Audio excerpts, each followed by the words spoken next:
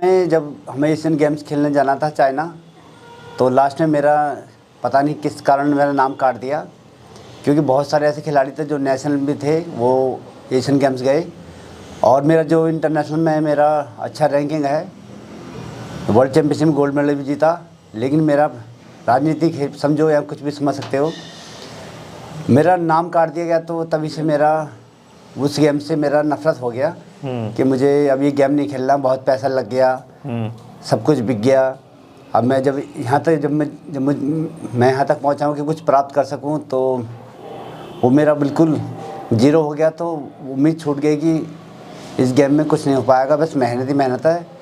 तो दोस्तों आदाब, नमस्कार, सत श्री अकाल। कैसे हैं आप सभी? मैं उम्मीद करता हूं आप अच्छे होंगे। और आज हमारे मेहमान हैं विनोद राणा, जो उत्तर प्रदेश का एक ज़िला है हापुड़ और उसका एक विधानसभा है धौलाना, और वहीं पे एक छोटा सा गांव है सपनावत।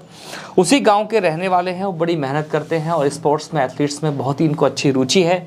और अब ये जो है जैवलिन खेल रहे हैं और पहले बॉक्सिंग किया करते थे। और अगर आप देखेंगे तो ज़्यादा खास तो नहीं लगेंगे, लेकिन अब इनका जब शरीर आप देखते हैं या फोटोज़ देखते हैं तो लगता है कि हाँ, कोई बॉडी बिल्डर आपके सामने है।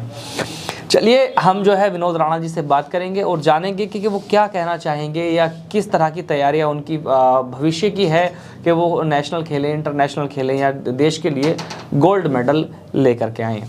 तो सबसे पहले विनोद राणा जी, आपका स्वागत है हमारे इस प्लेटफॉर्म में। नमस्कार।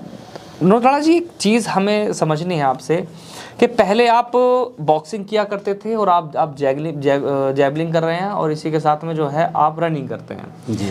तो ऐसा क्या हुआ कि आप बॉक्सिंग से सीधा जैवलिन में आ गए? क्या उसमें कोई रुचि कम थी या इसमें रुचि ज़्यादा है या भविष्य आपको यहाँ ज़्यादा नज़र आ रहा है? उस बारे में बताएं ज़रा पहले। मेरा एशियन गेम्स के लिए सिलेक्शन हो गया था 2023 में, और लास्ट में जब हमें एशियन गेम्स खेलने जाना था चाइना, तो लास्ट में मेरा पता नहीं किस कारण मेरा नाम काट दिया, क्योंकि बहुत सारे ऐसे खिलाड़ी थे जो नेशनल भी थे, वो एशियन गेम्स गए और मेरा जो इंटरनेशनल में मेरा अच्छा रैंकिंग है, वर्ल्ड चैम्पियनशिप में गोल्ड मेडल भी जीता। लेकिन मेरा राजनीतिक समझो या कुछ भी समझ सकते हो, मेरा नाम काट दिया गया। तो तभी से मेरा उस गेम से मेरा नफरत हो गया कि मुझे अब ये गेम नहीं खेलना, बहुत पैसा लग गया, सब कुछ बिक गया। अब मैं जब मैं यहाँ तक पहुँचा हूँ कि कुछ प्राप्त कर सकूँ, तो वो मेरा बिल्कुल जीरो हो गया। तो उम्मीद छूट गई कि इस गेम में कुछ नहीं हो पाएगा, बस मेहनत ही मेहनत है। तो इसलिए फिर मैंने अपना पहले शुरू में मैराथन भी करता था, तो मैंने फिर मैं 100 मीटर और जैवलिन की तैयारी कर रहा हूँ, और स्टेट में मेरा मेडल भी है और ओलंपिक के ट्रायल के भी गया था। लेकिन किसी कारणवश मेरा जो विब नंबर है, चेस्ट नंबर है, वो खो गया था। तो एशियन ओलंपिक के लिए मैं क्वालिफाई नहीं कर पाया और ट्रायल भी अच्छे से नहीं दे पाया। तो अब तैयारी है, अभी मेरा एशियन चैम्पियनशिप है कर्नाटक में 10 जनवरी को, उसी की तैयारी चल रही है। और आप सभी का आशीर्वाद चाहिए कि जिससे मेडल आ जाए देश के लिए। अच्छा, ऐसा जैसे कि हम देखते हैं कि हरियाणा जो है स्पोर्ट्स में, एथलीट्स में नंबर 1 माना जाता है। जी जी। और वहीं यूपी को लेकर के कई सवाल खड़े हो जाते हैं जी जी कि हमारे यहाँ के जो स्पोर्ट्स पर्सन्स हैं या एथलीट्स पर्सन्स हैं या खिलाड़ी हैं, उनको जो है एक सही तरीके से ट्रीट नहीं किया जाता है, या फिर उनको जो है जो मुकाम उनको होना चाहिए, जो फैसिलिटीज़ उनको होनी चाहिए, वो नहीं मिल पाती है। या उन कोटे की बात करें तो उसमें कहाँ तक आपको सही लगता है या कहाँ तक लगता है कि हाँ, जो पूर्ण रूप से जो चीज़ें होनी चाहिए, सहूलियत होनी चाहिए, वो आपको नहीं मिल पा रही है? क्या कहना चाहेंगे इस पर? देखिए, एक तो यहाँ पर यूपी में खेल के प्रति लोगों का इंटरेस्ट कम है, और दूसरी साइड इसको हम यहाँ बहुत सारे लोग हैं, पूरे यूपी है, इस खेल को हम साइड की तरफ देखते हैं कि पहले पढ़ाई फिर साइड। और साइड में ऐसा हो जाता है कि ना तो पढ़ाई का रहता है ना स्पोर्ट का रहता। आज स्पोर्ट बहुत लेवल पहुँच चुका है वर्ल्ड में। आज अगर आप में टैलेंट है तो आप बहुत अच्छे लेवल पहुँच जाओगे। और यहाँ पर लोगों का सपोर्ट बहुत है और घर घर में राजनीति ज़्यादा है, लेकिन जब सपोर्ट की बात आती है तो बहुत दूर भाग जाते हैं।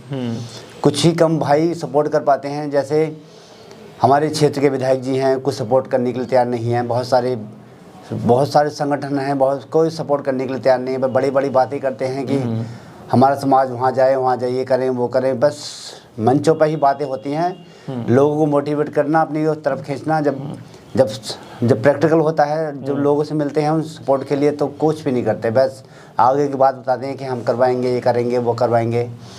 लेकिन बहुत सारे भाई भी हैं, जैसे हमारे सऊदी अरब के भाई हैं जिन्होंने मुझे सपोर्ट किया, सऊदी अरब से, बहरीन कंट्री से। उन्होंने बहुत सारा सपोर्ट किया। मोहम्मद रिजवान जी नाम है। मलेशिया भी भेजा उन्होंने खेलने के लिए, और बहुत सारा डाइट के लिए मुझे खर्चा दिया। और जैसे इंडिया से हमारे नोएडा में ही हैं दिग्विजय सतोजा जी, BSD इंडिया कंपनी के ओनर हैं, और उनके बड़े भाई हैं। उन्होंने मुझे सपोर्ट किया, और बहुत अच्छे आदमी हैं। और बहुत सारे भाई हैं इंडिया में भी, कुछ हैं जो मतलब जो लायक है वो नहीं कर पा रहे, जो लायक नहीं है वो कर रहे हैं। ये भी सोचने की बात है। तो क्या कहना चाहेंगे, आगे की जो तैयारी है किस तरह तैयारी की जा रही है, और क्या उम्मीद लेके आप बैठे हुए हैं? उम्मीद तो पूरी है, जब तक ओलंपिक में मेडल नहीं लाऊंगा मैं भी शांत नहीं बैठने का, चाहे सब कुछ बिक जाए, सब कुछ सारा कुछ भी हो जाए। मेरा लक्ष्य है ओलंपिक में, जब तक उम्र चाहे कितनी भी हो जाए, उम्र माने नहीं रखता, उम्र बस एक नंबर है। क्योंकि बहुत सारे ऐसे मेडल जो ओलंपिक में इस बार लाए हैं, 51 साल 59 साल की लेडीज़ ओलंपिक में मेडल लाई हैं। अभी तो हम बहुत कम हैं। तो जब तक मेरा लक्ष्य पूरा नहीं हो जाएगा तो मैं जब तक छोड़ूंगा नहीं। और मेरी बेटी भी तैयारी कर रही है, अभी हैदराबाद में फरवरी में नेशनल इंटर डिस्ट्रिक्ट चैम्पियनशिप खेलेगी। तो उसके लिए सब तैयारी कर रहे हैं। वह लक्ष्य है ओलंपिक, उसके अलावा कुछ नहीं है। ना सोते जागते सब वही सपना वही दिखता है उसका।